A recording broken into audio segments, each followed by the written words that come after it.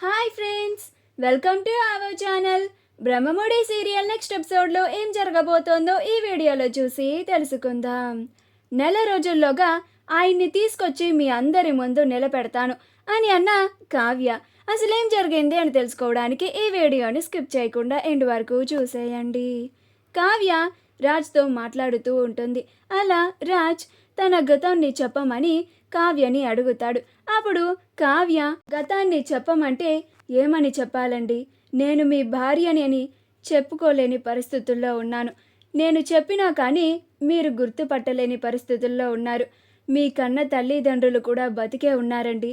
మీరు అనాథ కాదు. పైగా మిమ్మల్ని బావా బావా అని పిలుస్తున్న ఈ యామిని మీ సొంత మనిషి కాదు. మీరు ఈ పరిస్థితుల్లో ఆవిడతో ఎందుకు ఉన్నారో నాకు కూడా అర్థం కావడం లేదు. ఏం చెప్పాలండి అని బాధపడుతూ తన బాధని దిగమింగుకొని, అవునండి, నాకు మీ గతం గురించి తెలుసు అని అంటుంది. అప్పుడు రాజ్, అవునా, అయితే నా గతం గురించి చెప్పండి అని అంటాడు.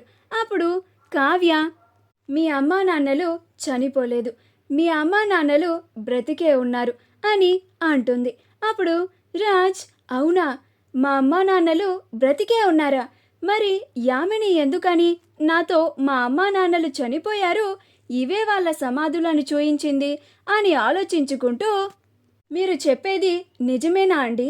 నిజంగానే మా అమ్మా నాన్నలు బ్రతికే ఉన్నారా అని అంటాడు. అప్పుడు కావ్య, అవునండి, దైవ సాక్షిగా చెప్తున్నాను, మీ అమ్మా నాన్నలు బ్రతికే ఉన్నారు అని అంటుంది. అప్పుడు రాజ్, అయితే నన్ను మా అమ్మా నాన్నల దగ్గరికి తీసుకెళ్ళండి, నా కుటుంబాన్ని చూడాలని అనుకుంటున్నాను అని అంటాడు. అప్పుడు కావ్య, అలాగే అండి అని అంటుంది. అప్పుడు రాజ్, చాలా థ్యాంక్స్ అండి, మా అమ్మా నాన్నల దగ్గరికి తీసుకెళ్తా అన్నందుకు, పైగా మా అమ్మా నాన్నలు ఇంకా బ్రతికే ఉన్నారు అని చెప్పినందుకు కూడా. అవును, మీకు నా గతం గురించి తెలుసు అంటే మీకు నాకు ముందే పరిచయం ఉండే ఉంటుంది. నేను మీకు బాగా తెలిసిన వాడిని అయి ఉంటాను అని అంటాడు. అప్పుడు కావ్య, అవునండి, మీరు నాకు ముందే తెలుసు అని అంటుంది. నేను మీ భార్యనండి, మీకోసమే చాలా ఆశగా ఎదురు చూస్తున్నాను. మిమ్మల్ని వీలైనంత తొందరలో మన ఇంటికి తీసుకెళ్ళిపోతాను అని అనుకుంటూ ఉంటుంది. రాజ్, ఈ అమ్మాయి ఏమో మా అమ్మా నాన్నలు ఇంకా బ్రతికే ఉన్నారు అని చెప్తోంది, కానీ యామిని ఏమో వాళ్ళు చనిపోయారు అని చెప్తోంది. ఎవరిది నమ్మాలి అని ఆలోచించుకుంటూ ఉంటాడు. యామిని చెప్పింది నమ్మశక్యంగా లేదు. ఈ అమ్మాయి చాలా మంచి అమ్మాయిలాగా ఉంది. ఈ అమ్మాయిని చూస్తుంటే అబద్ధం చెప్పే అమ్మాయిలాగా లేదు. ఖచ్చితంగా ఈ అమ్మాయే నిజం చెప్పి ఉంటుంది. ఖచ్చితంగా నా కన్న తల్లిదండ్రులు ఇంకా బతికే ఉండి ఉంటారు అని అనుకుంటూ ఉంటాడు. యామిని తన కాల్ మాట్లాడడం అయిపోయిన తర్వాత రాజ్ కోసం వస్తుంది. తీరా చూస్తే అక్కడ రాజ్ కనిపించడు. అప్పుడు యామిని కంగారు పడిపోతుంది. ఇదేంటి, ఇక్కడే ఉండమన్నాను కదా, ఇంతలోగా ఎక్కడికి వెళ్ళిపోయాడు అనుకుంటూ బావా బావా అని పిలుచుకుంటూ వస్తూ ఉంటుంది.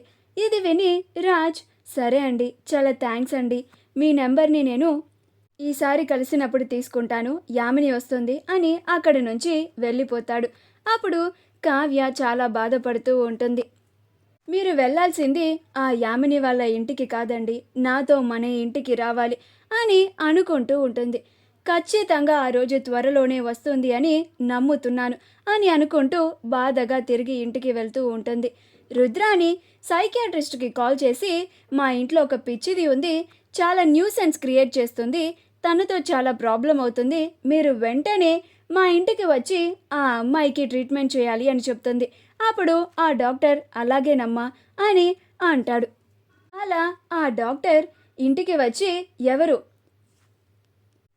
మీకు ప్రాబ్లమ్స్ని తీసుకొస్తుంది, ఎవరా అమ్మాయి అని అనుకుంటూ వస్తాడు. అప్పుడు సుభాష్, ప్రకాశం వీళ్ళంతా ఆశ్చర్యపోయి, ఎవరసలేయనా, ఏం మాట్లాడుతున్నాడు అని అనుకుంటూ, సుభాష్, ఎవరండి మీరు అని అంటారు. అప్పుడు ఆ డాక్టర్, కనిపించడం లేదా, నేను సైకియాట్రిస్ట్ని, మీ ఇంట్లో ఒక పేషెంట్ ఉన్నారని చెప్పారు కదా, ఆ అమ్మాయికి ట్రీట్మెంట్ చేయడానికి వచ్చాను అని అంటారు. అప్పుడు సుభాష్, అసలు మిమ్మల్ని ఎవరు పిలిచారు అని అంటాడు. అప్పుడే రుద్రాని వచ్చి, నేనే పిలిపించానన్నయ్య అని అంటుంది. అప్పుడు సుభాష్ ఎందుకు పిలిపించావు రుద్రాణి అని అంటాడు. అప్పుడే కావ్య కూడా ఇంటికి తిరిగి వస్తుంది. అప్పుడు రుద్రాణి ఇంకెవరికి, కావ్యకి. ఆ కావ్య ఈ మధ్య పిచ్చి పట్టిన దానిలాగా ప్రవర్తిస్తుంది. అందుకే కావ్యకి మంచి ట్రీట్మెంట్ ఇప్పించాలని ఈ డాక్టర్ గారిని నేనే పిలిపించానన్నయ్య అని అంటుంది. అప్పుడు ప్రకాశం, నీకసలు మతుండే ఇలాంటి పనులు చేస్తున్నావు రుద్రాణి? మన కావ్యకి పిచ్చి పట్టడం ఏంటి, నీకు పిచ్చి పట్టినట్టుంది అని అంటాడు. అప్పుడు రుద్రాణి చిన్నన్నయ్య అని అంటుంది. అప్పుడు సుభాష్, రుద్రాణి నువ్వు చేస్తోంది తప్పు. ఎవరి నమ్మకాలు వాళ్ళకు ఉంటాయని నేను నీకు ఉదయమే చెప్పాను. అయినా నువ్వు ఇంతలోనే మళ్ళీ కావ్యకి పిచ్చి పట్టిందని ట్రీట్మెంట్ చేయించాలని ఇలా డాక్టర్ని పిలిపించడం సరికాదు.